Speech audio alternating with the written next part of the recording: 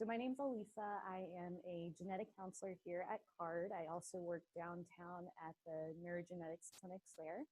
And today I was going to talk about genetics and genetic testing for autism. And kind of my catchy title is Demystifying the Journey to Find the Cause. Don't have any conflicts of interest. My objectives for this talk is to really provide some general background information about our current understanding about the genetics of autism.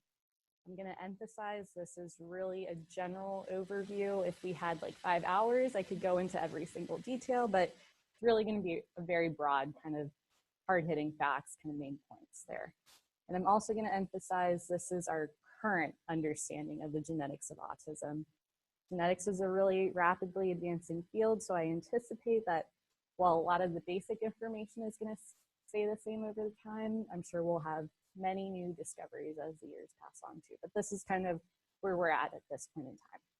I'll talk about different genetic tests and kind of the strategy in terms of sending genetic testing, and highlight really some of the considerations or thoughts individuals and families should have before thinking about genetic testing, with kind of emphasis on kind of the services that I provide here at CARD in terms of genetic counseling itself. So quick overview, I'm going to take everybody back to like high school genetics, talking about genes and chromosomes, and then we'll get into kind of what we know about the genetics of autism, all aspects of genetic testing itself. It's not just a blood test, it's pretty complicated, so we'll talk about that. And then I'll end with talking about genetic counseling, how it's helpful, and take questions at the end too. Okay, so starting from the very beginning, I think everybody's seen some of these pictures here before, but just to refresh everybody's memory or take a walk down memory lane here, we know that our bodies are made up of trillions of cells, and within these cells are genes. You can think of our genes like an instruction manual or a book that our body reads to determine things like how we look, how we grow, how we function. And we have 20,000 genes, and those genes aren't just free floating in these cells here, they're actually packaged together, grouped together into these structures called chromosomes. So we have 23 pairs of chromosomes, with the last pair here being the sex chromosome. So girls have 2 X's and boys have an X and a Y. And for each of these chromosome pairs here, we actually get one from mom and one from dad. So half of your genetic instructions are coming from your mom, the other half are coming from your dad. And when we zoom in on just one particular chromosome pair here, and we look at the genes inside that chromosome, you can see there are multiple genes kind of organized together within that chromosome itself. And if we zoom in specifically on a gene, we know that it's made up of DNA. So DNA is kind of the language of those genetic instructions. It's made up of different sequences of 4 letters, A, T, G, and C. And these sequences can vary depending on the gene that we're looking at in particular. And if we think of these particular DNA letters here, we know that their job is to create a protein. So not like whey protein or protein that you find in meat. We're thinking about proteins as kind of the messengers or building blocks for that instruction that that particular gene or section of DNA is coding for. And that protein kind of carries that instruction to the rest of the body, depending on what particular role that gene might have in the body. When we think of DNA, chromosomes, genes, we have to keep in mind is that everybody has the same chromosomes, everybody has the same genes. The thing that changes between different people are genetic changes within those genes or chromosomes or that DNA. That's what varies between everybody. And I will be happy to say that everybody, including all of us in this room, have some number of genetic changes. And most of those genetic changes are completely normal. They don't cause any major problems. Instead, they're what makes us unique, maybe why we have different hair colors, eye colors, things like that. But we also know there are particular genetic changes that might put someone at increased risk to develop autism. So where do we go from here? So we know autism is what we call a clinical diagnosis, meaning individuals that receive that diagnosis typically go through strict clinical criteria based on observation or different testing. Genetic testing itself isn't what we use to diagnose autism. So when we think of what are the causes of autism, much like other neurodevelopmental conditions like cerebral palsy or intellectual disability or developmental delay, we know these particular conditions can affect multiple aspects of the nervous system or neurology, whether it's motor skills, language, cognitive, behavior, social. But for many of these conditions here, there's not one single known cause. Instead, we think it's what we call multifactorial, which is just one way to say there are multiple factors that come into play that cause someone to develop some of these particular conditions. So when we think of autism specifically, we're thinking about how, is there a genetic change that puts someone at increased risk to develop autism? And is there something maybe in the environment, like parental age or something that happened during the pregnancy, or even toxic agents or medications? So a whole number of things that kind of come into play and kind of perfect storm of things that actually cause someone to manifest autism. The environmental factors are things that we're still learning about, things that we're still kind of trying to understand. And there's no particular test that we can say, this particular environmental factor happened and this is what triggered autism or anything like that. Instead, we have a better knowledge of the genetic component to autism. So that's kind of the focus of my talk for today. So like I said before, multifactorial, there's not one specific cause. I think it's multiple factors coming together. And when we think of this genetic component specifically, it's pretty complex in the sense that not everybody with autism has the same exact genetic change that's causing their autism. Instead, there can be multiple genes, multiple genetic changes in those genes that are really coming together and putting that person at increased risk to develop autism. And there's no such thing as an autism gene. There are genes that we have 20,000 of them. I would say at this point in time, we know the role or function of maybe 7,000 of them. So there's still a huge gap there, and there's still a lot that we're learning. And because there are many different types of genetic changes, our knowledge of genetics is not perfect in the sense that we're still discovering what genetic changes might be associated with a particular condition or with autism. And there's still a lot that we don't know too. And many times we can throw the book at someone and do every single genetic test available and still not find out what is that genetic component to their specific case of autism. So thinking about kind of the history of genetics of autism, everything kind of started, I would say, in the 1970s, where we were seeing twin studies. So noticing that if you have a set of identical twins or fraternal twins, there's a higher chance that both twins will have that diagnosis of autism. So that suggests there's something genetic going on there. But as our kind of testing options improved and as our knowledge of the criteria to make a diagnosis of autism improved, we started realizing there are other genetic changes that are coming into play. Things like chromosome differences, or some of these names that you'll see here are actually single genes that we have had evidence or enough reports to say there's a link with autism too. And kind of all of this started gaining more momentum, I would say, as we started developing newer genetic tests that look for all different types of genetic changes when it comes to autism too. I will say too, in terms of finding a genetic cause for someone's autism, we have kind of the highest chance of finding that metaphorical needle in a haystack for someone who has a lot of different medical concerns. So things like, in addition to autism, maybe they have seizures or a heart defect. So when we have an individual where multiple body systems are affected, that kind of increases our suspicion that there might be a genetic cause there.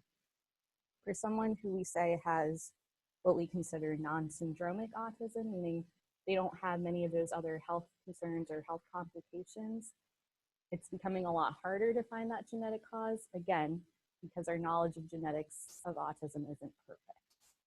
But ultimately, as you can see over time, we've made huge strides with learning the genetic causes of both syndromic and non-syndromic autism. And I anticipate over the next few years, this chart is just going to increase exponentially too. So I've said a lot about how we don't know everything about the genetics of autism and our testing isn't perfect. So I'm sure a lot of you are wondering, why do we even bother with genetic testing? So when it comes to the test itself, it's really a tool that we use to ultimately answer that question, why does my child have autism? And like I said before, testing doesn't make a diagnosis of autism. Again, we're trying to get at what is that root cause there. And because there are many different types of genetic changes that have been associated or related to autism, things like chromosome differences or DNA variants, which I'll talk about in a little bit too, there's no single genetic test or perfect genetic test that can look for every single possible genetic change at one time.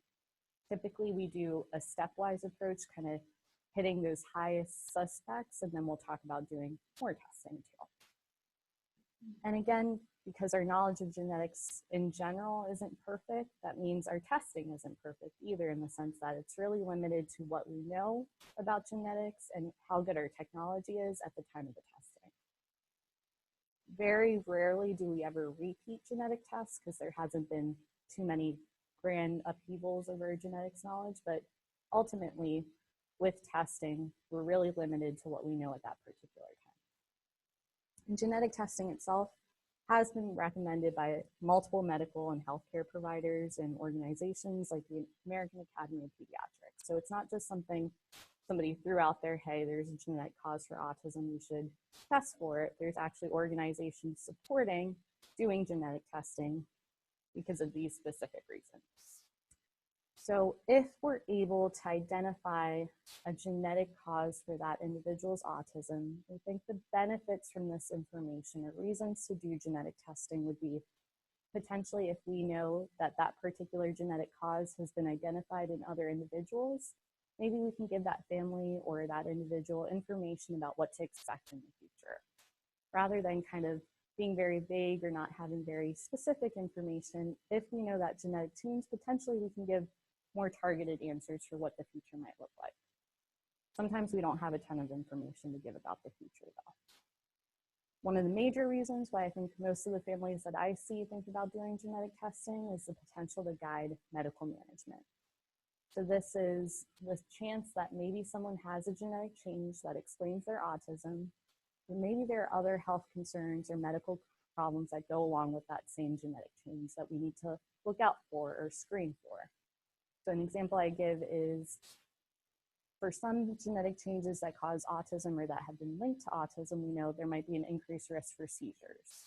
So if we identified that genetic change in that person, then we would know we have to keep an eye out for staring spells or any kind of signs or symptoms that might suggest seizures, because we know that person is at increased risk, never a guarantee, but increased risk to have seizures just based on that genetic change. Very rarely do we have a specific treatment. And that's because the majority of genetic conditions, even if we find out that cause, we don't quite have the technology just yet to fix that genetic change. That comes down to, if we're thinking that genetic change is present in just one cell, likely it's present in every single cell of the body. So it's very hard to come up with a technology to fix that particular genetic change. So ultimately, we think for families that are thinking about doing genetic testing, the chance that I'm going to be able to tell them that there's going to be this miracle pill or this miracle drug they can take and all the symptoms will go away is very, very, very unlikely. Again, in the future, we think that the first step to potentially a cure or treatment might be to figure out exactly what that cause is too. So while some families are disappointed by the fact that there isn't a cure or treatment, even if we do genetic testing, there's always hope maybe in the future there might be, or maybe we might get information that might help with thinking about the future for that individual or future medical management too. A lot of families have found that if we identify a genetic cause, sometimes that helps with talking to insurance or talking to different providers saying, yes, my child needs speech therapy. They have a genetic change that's been associated with speech language delays. This is additional evidence or proof to say they need to continue these therapies or things like that too, to kind of extra evidence there. Another major reason why some families choose to undergo genetic testing is to really establish an inheritance pattern, or to help determine, is there a chance we could have another child with autism? Or is there a chance my child's sibling could have a child with autism due to this genetic change? In general, based on large studies that have been done, we would say the chance that a family could have a second child with autism ranges between like 6% to maybe 30%. And that's without knowing the genetic cause. That's just based on studies seeing how many individuals have a second child with autism. The nice part of if we do genetic testing and we identify that underlying genetic cause is we can refine that number incredibly. We could find out that it's a less than 1% chance to have another child with autism, or we could find out it's a 50% chance to have another child with autism. So that's where for many families that are thinking about having more kids, or maybe want to make sure their child has the most reproductive options available when they get older in terms of having kids, if they ask that question, what is the chance I could have a child with autism? If we identify that needle in a haystack, then we can probably give more information about that specific risk too, or chance. In general, genetic changes are not always inherited. So that's why it's not a guarantee that even if we find a genetic change, that it would have popped up in the family history, or that maybe a parent has this or anything like that. There are many genetic changes that are what we call spontaneous or random, or just occur in that person we're doing the testing. So that's where we would say there's a low chance it could occur again too. And I'll go into kind of inheritance in more detail in a little bit too. And so I've talked a lot about medical management, information for that patient and the family. But there's also what we call psychosocial benefits. So things like, finally, we can put a name to why my child has autism. Sometimes that helps a lot, where families have received this diagnosis but have always wondered why this happened. And finally, if we're able to identify that genetic cause, we can put a name to it. And oftentimes with many of the genetic changes that we're finding, they're most likely not the first person in the world to have this genetic change. So we often find that we're able to connect that family with other families or support groups specific for that genetic change or that particular gene. Because oftentimes I hear from families, doctors and healthcare providers can give all the information in the world, but sometimes you just need to talk to somebody that's doing the same lived experience as you have. And sometimes that's really helpful in terms of giving that peace of mind or getting that extra information too. Excuse me. So I lost my voice last week, so I may cough, so I apologize. And then a lot of families tell me they've always wondered or thought, it's my fault my child has autism, right? Because I did something during the pregnancy or something happened at some point in time. Sometimes if we find that genetic change and we realize this is the cause for the autism, it's nothing a parent could have done. In general, even if it's genetic, there's nothing a parent could have done to cause this to happen, prevented this from happening. You literally can't control what genes have genetic changes or what genes and chromosomes you pass on to your child. But sometimes knowing that genetic change kind of puts that sense of guilt or feeling at fault kind of off that parent's plate too. So kind of moving forward and talking about genetic testing itself. So I'm going to emphasize the tests that I'm going to talk about are what we consider clinical genetic tests, meaning they're ordered by a healthcare provider who's able to order genetic testing. They're performed in a certified laboratory that's able to give genetic testing results, and you're guaranteed a result no matter what. There are certain research opportunities that deal with genetic testing, and depending on the particular research study, they may not follow that same protocol too. So clinical testing, you're guaranteed a result because it's going through a certified laboratory too. And like I mentioned before, there's many different types of genetic tests because there's many different genetic changes that have been associated with autism. So in terms of terminology, I think everybody's heard the word mutation before. Kind of has a negative connotation with it, or people mention X-Men and things like that. So we're kind of getting away from using the word mutation. We'll use the word instead variant, because it's a neutral term to say a genetic change is present. Oftentimes when I'm talking to families or talking about results, I'll just say genetic change rather than use that word mutation, even though it's all over the medical literature and things like that. And when it comes to these variants, we have to keep in mind that everybody has them. Majority are completely normal. Again, don't cause major problems. Instead, they're what makes us unique. But we do know there are certain genetic changes that are what we call pathogenic, meaning there's been enough evidence to say if you have this genetic change, it's been associated with autism or a different health condition.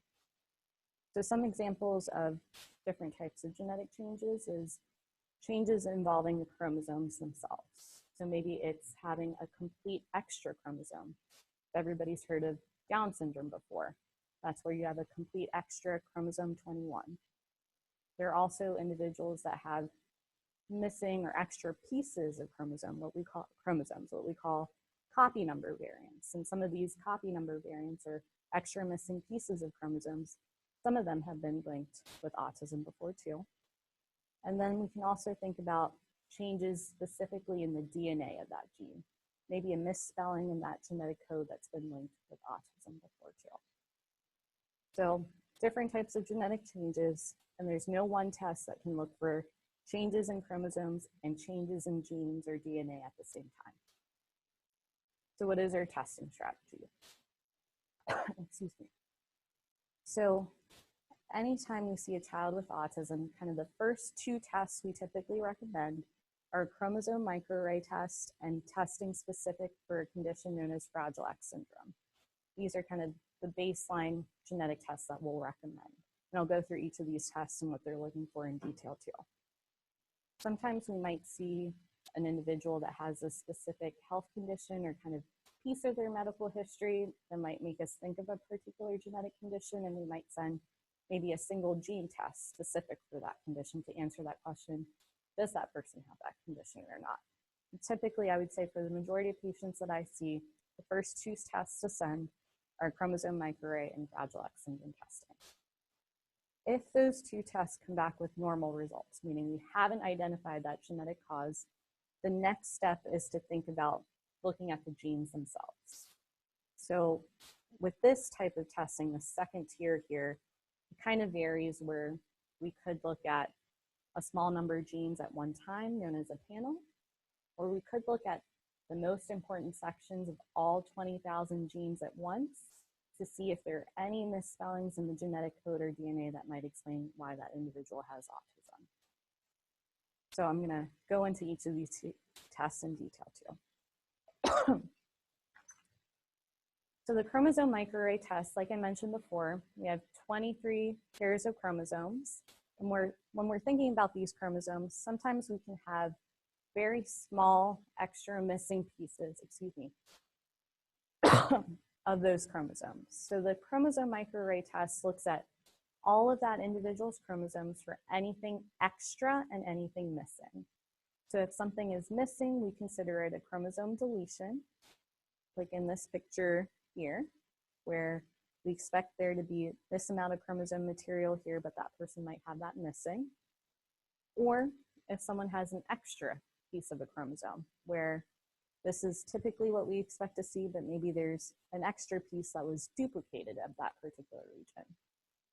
There are certain chromosome deletions and duplications that have been linked with autism, and that's because whenever we see an extra missing piece of the chromosome, we always ask the question, is having an extra copy of the genes in that area or a missing copy of the genes in that area ever been linked with autism or maybe developmental differences or behavioral differences?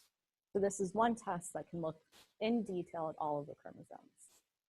Formerly, there was a different chromosome test called a karyotype. So when I showed the pictures of 23 chromosomes earlier, that's what we call a karyotype. All that test does is make sure that someone has 23 pairs of chromosomes and nothing's being stuck to another one or anything like that. As our testing has improved, we now have the chromosome microarray test that can actually scan through for anything smaller that's extra or missing. So that's why this test has kind of replaced the karyotype. So if I see a patient and I learn they've had a chromosome karyotype before, that doesn't mean we've ruled out chromosome changes at all. My next step would be to recommend this test to be sure there isn't a chromosome difference there. In terms of molecular or DNA tests, Fragile X syndrome comes up very often because it's what we consider the most common inherited or genetic cause of autism spectrum disorder, intellectual disability, and developmental delays. So much like autism, Fragile X syndrome is a spectrum. We can see individuals that have very severe autism, very severe developmental differences, maybe a significant intellectual disability, and we can see individuals that are more mild as well that may not have as significant health concerns. When it comes to Fragile X syndrome, we see this more commonly in males than females, and that's because this specific gene that causes Fragile X syndrome is located on the X chromosome. Boys only have one X chromosome. Girls have two X chromosomes. So if we think of the only copy of that Fragile X gene that the boy has is abnormal or not working properly, then we can definitely expect symptoms of that condition. For girls, because they have two copies of that gene, even if one isn't working the way we would expect it to because it has a genetic change in it, they typically have that backup copy or that second copy of that gene that can kind of cause a milder presentation because it's still working the way we would expect it to. And with Fragile X syndrome testing, instead of looking for anything extra or missing, we're actually counting the number of units, or what we call repeats, in this Fragile X gene, because depending on the number, it could tell us if someone does not have Fragile X syndrome, if they're a carrier of Fragile X syndrome, if they're in this kind of middle category here, or if they have Fragile X syndrome because they have too many of those units or those repeats there. And I'll talk a little bit more about what does it mean to be a carrier in a little bit too. But this is, again, one of the standard tests that we would send. In terms of kind of the second tier of testing, thinking about we've rolled out Fragile X syndrome, we've rolled out a chromosome difference for why that individual has autism. I'm sorry, actually backtrack. With the chromosome microarray tests, we typically get a positive result, so an answer to that reason why that individual might have autism or developmental differences, 15 to 20% of the time, so not 100%. But we think it's significant enough that we should rule out chromosome differences first. For Fragile X syndrome testing, I said it was the most common inherited cause of autism. In actuality, we get a positive result about 2 to 3% of the time when we send Fragile X syndrome testing. So 2 to 3%, very small, but in our world of genetics, where we're still learning about genetic causes, pretty significant. So that's why we always send this test. When it comes to these panel tests or whole exome sequencing, what we're doing is actually looking through the DNA, so those sequence of that gene, and we're looking to see, are there any misspellings in the code? So maybe where we expect there to be a letter A, maybe that person has a letter C, or maybe they have a different genetic change that's missing some of these letters or duplicating some of these letters.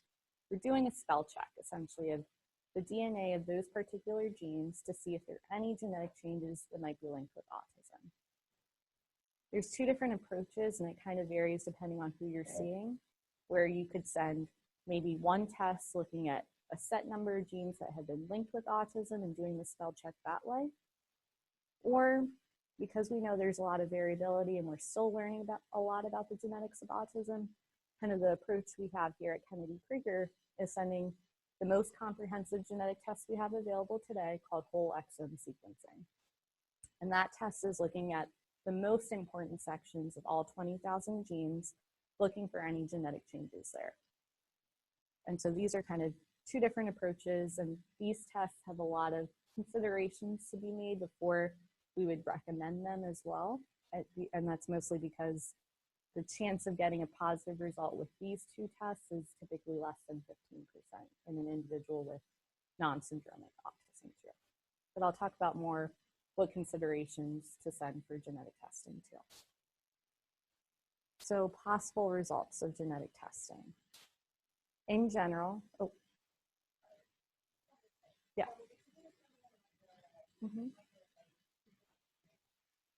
potentially. Fragile X, 2 to 3. Less than 15% of the time. So I know this is showing two different roads here, but in reality, when it comes to most genetic tests, there are 4 different types of results you could get back. So this is where we get into genetic testing is complicated. It's not just straightforward. Positive result, meaning we've identified a genetic change in a gene or chromosome that's been associated or reported before in association with autism. So essentially, positive result, we've identified that genetic cause or that genetic component. When it comes to a positive result, we talk about benefits from that information, meaning if we know there are other individuals out there with that same genetic change, maybe we can give them information about what to expect in the future, or if there's any other medical concerns to think about. But we also know that there have been many groups that have kind of formed to help connect families that might have a similar or the same genetic cause. And so these are kind of examples of different, I would say, patient organizations or family support groups even that have organized to try to get more information out about a particular genetic cause too. So these are kind of examples of information I would give to a family if we got a positive result. The opposite of a positive result is a negative result, meaning we look through that particular test and we didn't find any genetic changes that that particular test would have picked up. Even if we do every single genetic test possible, so we do the chromosome microarray, we do Fragile X syndrome testing, we do whole exome sequencing, even if all the results are negative or normal, meaning no genetic changes identified, we still cannot completely rule out a genetic cause for that individual's autism. And that's because, again, our tests aren't perfect, our knowledge isn't perfect. There's always a chance that maybe something was missed on the testing in terms of technology not being able to pick it up, or maybe our knowledge of genetics isn't perfect to say that genetic change is there, but we just didn't have the complete understanding to realize, hey, that's actually the answer right there too. So ultimately, we can do everything in the book, but still not be able to say there isn't a genetic cause for that individual's autism. So that's where we think about what are other tests or evaluations that we can do to try to get answers. And these don't just have to be genetic tests. These may be things like thinking about a brain MRI or thinking about an EEG if those things are indicated too. The most complicated result from genetic testing is what we call a variant of uncertain significance. So this is a long phrase to say that we found a genetic change, but we're just not sure if it's related or not to autism. And that's because we hadn't cataloged every single possible genetic change that's been linked with autism before. So sometimes we get this result where we know there's a genetic change there, but we don't have enough evidence to say, yes, this is the reason why that individual has autism, or no, this is most likely one of those normal changes in the family that isn't causing any health concerns. So we're kind of in the gray zone here. And the gray zone is a difficult place to be in for most families because it's uncertain, right? We found something, we don't know what it means, and oftentimes we can't give any more information besides that. So one of the things that I talk about with every single family that I meet to talk about with genetic testing is, how do you feel about uncertainty? That chance that we could find something and just not know what to do with it. And this is also one of the major reasons why some families choose not to do any testing at all, that chance that we could have something there that we don't know what to make of it. Sometimes we can consider testing parents or maybe other siblings that might be affected or also have autism to help kind of figure out what's being passed down in a family and see, hey, maybe this is something that's suspicious that could be the underlying cause, but ultimately we have to wait for more people to do the testing and our knowledge to improve before we're able to officially move that gray zone result or that uncertain finding into that positive or negative category. The last type of result from genetic testing is an unexpected result. So we could find a genetic change that's completely unrelated to autism. Main examples I give, that chromosome microarray test, if there is any chance parents were related by blood, first cousins, second cousins, third cousins, that test would tell us that. For a lot of couples, that would be unexpected information. Everybody kind of jokes about it, like, there's no chance me and my husband could be related by blood, but it does happen, and we do talk about it too. When we're thinking about whole exome sequencing or tests that we include parents with, if there is a chance dad wasn't dad, mom wasn't mom, Those are things that can come up from the testing, that have come up from the testing, and things that had difficult conversations with families about too. So that's why I want to make sure we talk about that risk for unexpected information.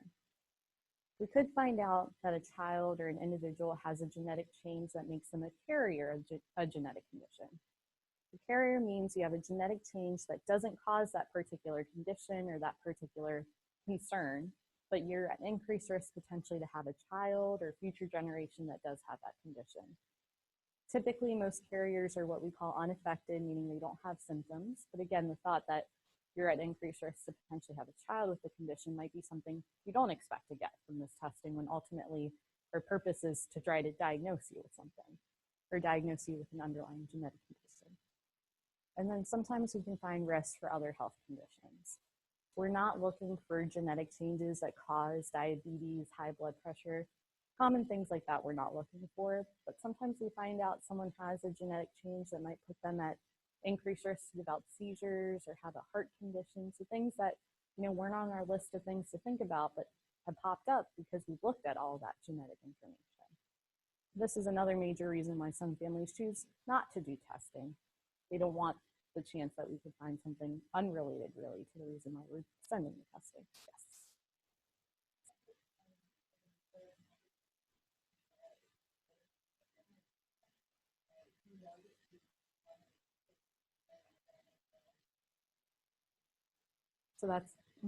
So that's why we do pre-test counseling, and why I recommend meeting with me before doing any genetic testing, because I always ask families, if you opt to do this testing, there's this chance it could pop up, and if it pops up, then we have to disclose that information.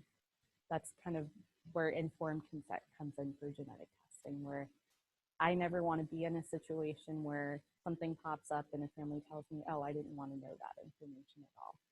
Because when it comes to these tests, we have to talk about what they're looking for and what the possible results are.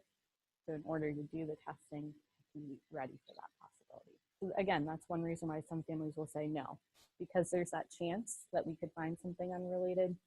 Don't want to do the testing at all. Go ahead. Good question. So I'll answer it now, but I have a slide about it too. Typically, we start with the individual that has autism, because if we're thinking about looking for that needle in a haystack, that's kind of our best chance of finding that needle in the person who actually has the condition we're looking for. Once we get results back, then we can test parents specifically for that genetic change. And for whole exome sequencing, because it's looking at all 20,000 genes, that's the only scenario where we would send parents and the child at the same time. But typically, we start with the child first and then consider testing under other family members based on that result. So, inheritance. When it comes to, and I'm going to kind of go through this piece a little quicker based on time. In general, we say that the chance to have a second child with autism without knowing the genetic cause is, again, between 6% to 30%. We found through studies looking at kind of giant databases of individuals and families that there's a higher chance the child will have autism if that second child is male, and a lower chance if that second child is female. But 6 to 30% is a huge range, especially for a family thinking about having a second child. And that's where genetic testing comes in, where if we find that genetic change and we think about, does a parent also have this genetic change, then we can potentially refine that risk to something like less than 1% or maybe up to 50% and give that specific number rather than a general range too. We inherit one copy of each chromosome and therefore one copy of every gene from each of our parents. But there are some genetic changes that arise spontaneously. When the egg and sperm come together, there are genetic changes that happen. Typically, our body's really good at picking up those changes and fixing them very, very early in embryonic development, but some changes get missed. So that's where we think of changes that are not inherited. So when you hear the term genetic, don't always think inherited, because there are some genetic changes that are not passed down from the parent. And there are different ways that genetic changes can be passed down to parents or cause genetic conditions. I'm going to run through each of these very, very briefly again. The one thing I always emphasize with parents and family members is that even if we find out something is inherited, there's absolutely nothing a parent could have done to cause this to happen, prevented this from happening. You completely cannot control what genes and chromosomes you pass on to your children. So it's never a parent's fault for why their child has autism, even if we find that genetic change. So one example of ways that genetic changes can be inherited is what we call a dominant pattern, where you only need to have a genetic change present on one copy of that gene or one copy of that chromosome, and you would have that particular increased risk to develop autism. And so if we know one parent or one individual has that genetic change, there's a 50% chance that they could pass on that copy of the chromosome or that copy on the gene to have a child who might be affected as well. And a 50% chance they could pass on that other copy of that chromosome that does not have that genetic change. So in this scenario, you can't pass on something you don't have. So if we find out a child doesn't have that genetic change, then we would say we're not at risk for the condition associated with that. But if you do inherit that genetic change, then you're at increased risk to potentially develop that condition. When it comes to being a carrier for something, that's when we think about a recessive inheritance pattern, where typically both parents are what we call carriers, meaning they have a working copy of that gene or chromosome, and then a non-working copy of that gene or chromosome. And so it's only when both parents are a carrier for the same thing. We're all carriers for multiple things, but chances are we don't meet somebody or have a child with someone that's the carrier for the same exact condition in most scenarios. But occasionally that happens, and that's when there's a 25% chance that you can have a child that inherits both copies of that non-working gene or that non-working chromosome to have the condition. And then a 50% chance that you could have a child that's a carrier just like the parents. Again, typically carriers are, unaffected, but sometimes there can be subtle symptoms that happen. And then with X-linked disorders, this is where the gene is located on the X chromosome, and this is where we see differences in males and females. And that's because when mom carries that genetic change, she will pass it on 50% of the time to a son, and then pass on that other X chromosome 50% of the time too. So there's a 50% chance to have a son who might inherit that genetic change. For daughters, there's a 50% chance they might be a carrier, again thinking because they have that other copy of the X chromosome that they get from their dad that might reduce that risk to have that condition. I mentioned this specifically, this scenario, because with Fragile X syndrome, when we see a boy that has, the condition, if we do testing in them and we make a diagnosis of Fragile X syndrome, by default, we can say mom is a carrier of that condition based on this inheritance pattern. With Fragile X syndrome, most carriers do not have Fragile X syndrome because, again, they don't have that number of units that causes Fragile X syndrome in that particular gene. But some carriers of Fragile X syndrome are at increased risk for their own health problems. So some men and some women who are just carriers of Fragile X syndrome, they can develop a Parkinson's-like tremor when they get in their 40s, 50s, or 60s or older, and then start having significant problems with walking and moving. And that's just because they're a carrier of Fragile X syndrome. And then some women who are carriers of Fragile X syndrome, they can go through menopause at an early age, typically before age 45, and that's just because they're a carrier of Fragile X syndrome. So when we send Fragile X syndrome testing, it's an example of a test result that not only has implications for the patient that we're doing the testing in, but potentially mom and mom's entire side of the family, or dad's side of the family if it's a girl and we make that diagnosis. It's kind of like a domino effect in that sense too. I'm going to skip over this because of time. Again, sometimes we find out that some genetic changes aren't inherited from a parent. Sometimes we find out a situation called mosaicism, where that genetic change, when we test that parent's blood or their saliva, we don't identify that genetic change. But actually that genetic change is only present in that mom's egg cells or that dad's sperm cells. So because when we have kids, we pass on an egg cell or a sperm cell, that's where you're at risk to have multiple children with the condition, because that genetic change is only present in your egg cell or sperm cell, even though when we do testing on blood, we didn't identify that change. Mosaicism is a very rare occurrence, and it's not something I typically talk about unless it comes up based on genetic testing results, but this is something we do encounter too. And then oftentimes genetic changes are not a crystal ball. You can have individuals with the same exact genetic change and they can have very different features. Even within the same family, if we see a condition being passed on, they can have different features of that condition too. And that's because we think of those other factors like other genes or the environment coming into play as well.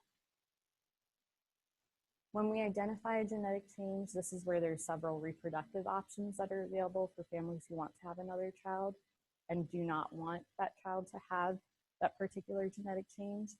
There's technology called pre-implantation genetic diagnosis through IVF or in vitro fertilization, where you test an embryo outside of the body and you only implant embryos that do not have that genetic change.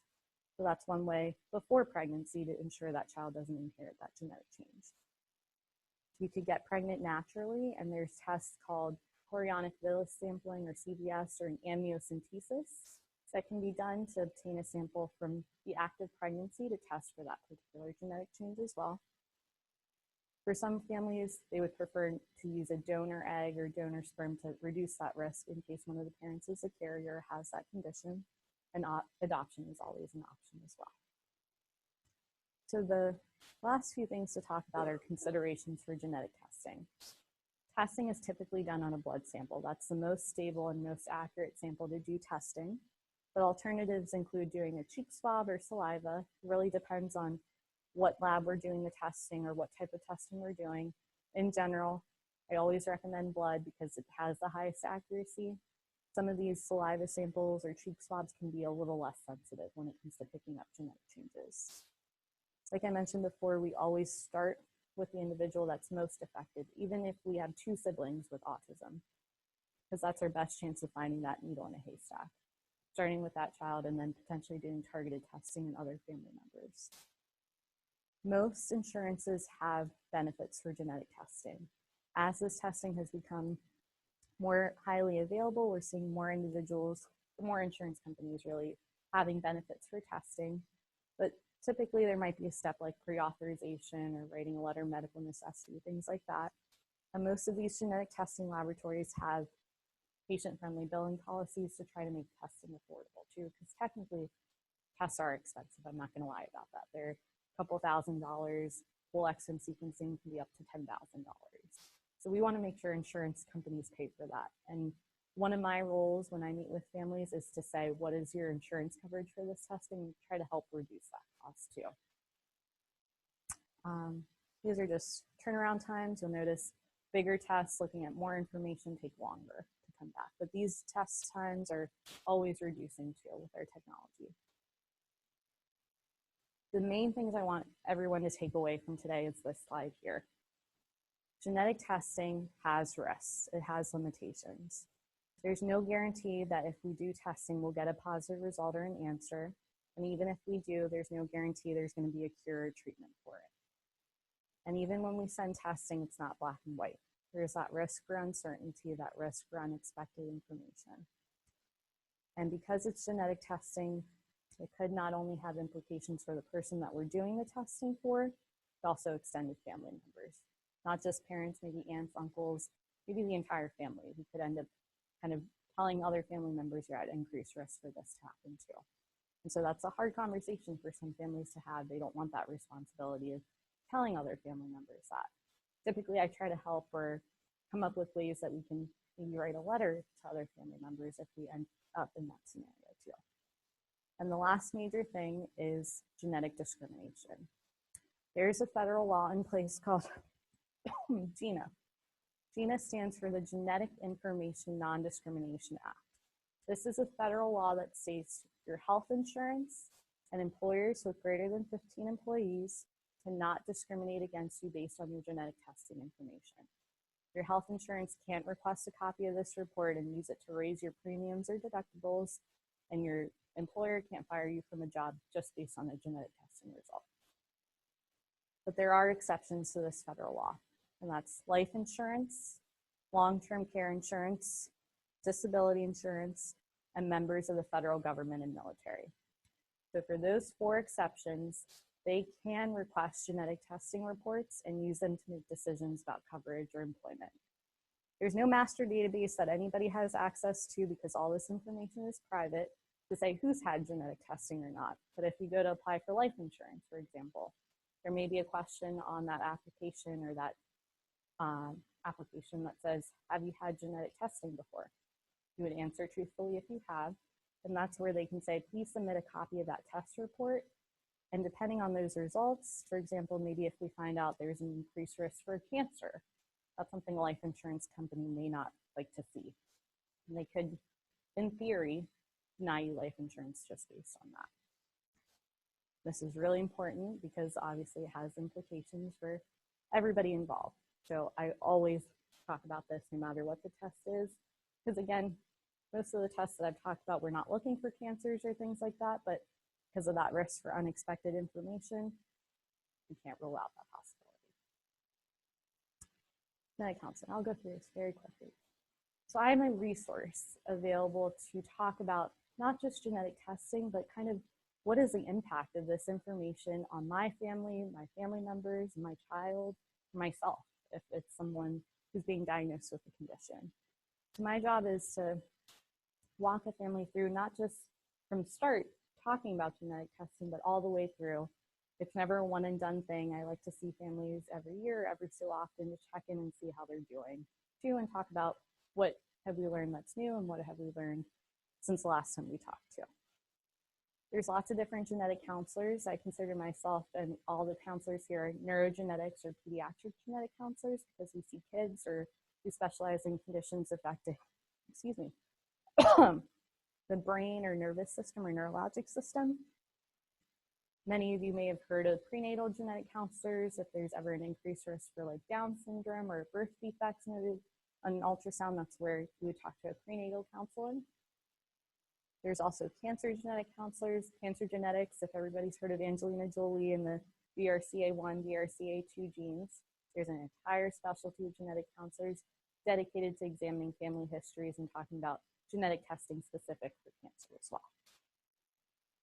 Oh, this didn't show up. I hope it showed up on the handout. Those are kind of a list of things that I run through from start to finish in terms of genetic testing, emphasizing the benefits, limitations, risks, and costs. Oh, it did show. Never mind. Okay. I'm not going to run through all of these things.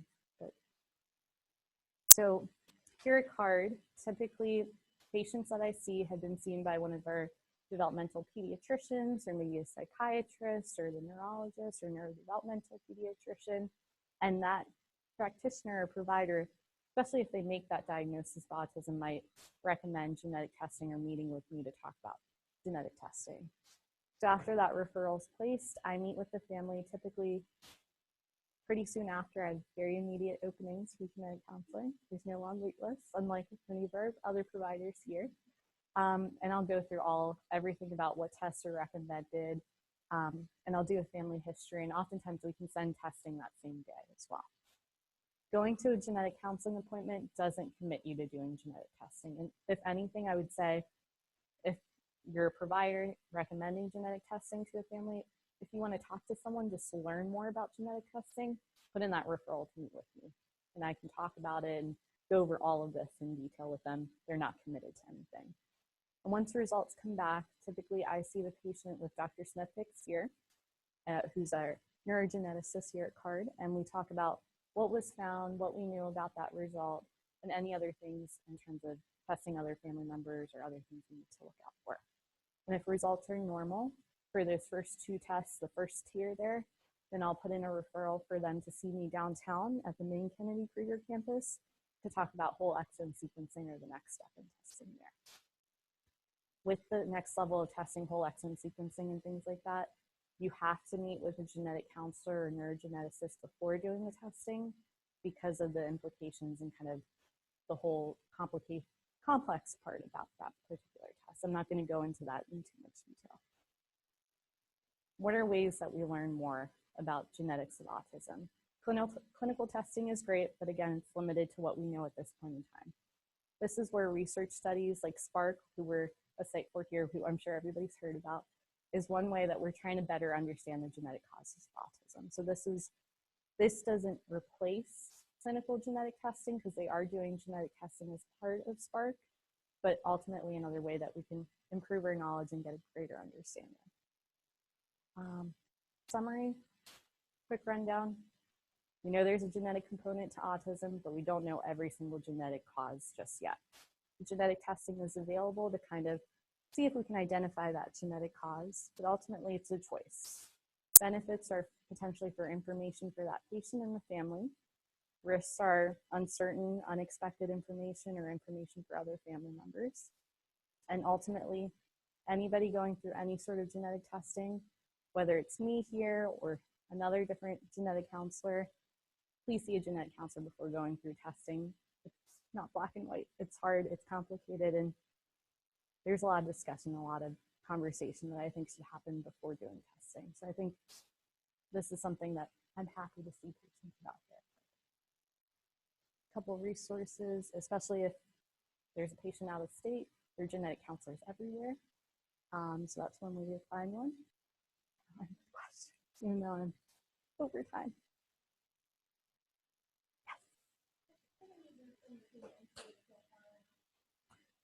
So MTHFR was in the news a lot about, MTHFR is a gene that affects metabolism of homocysteine, which is a particular chemical in the blood.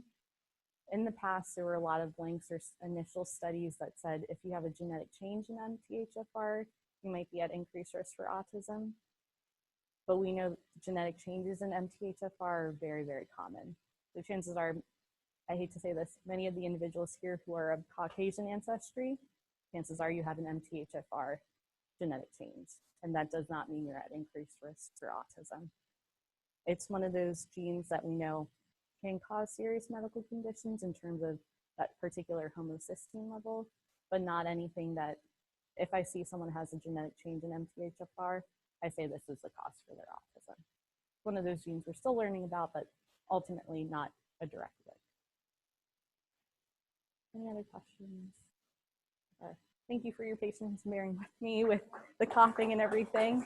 If anybody has questions, that's my email there. It's also in the handout. Feel free to reach out to me.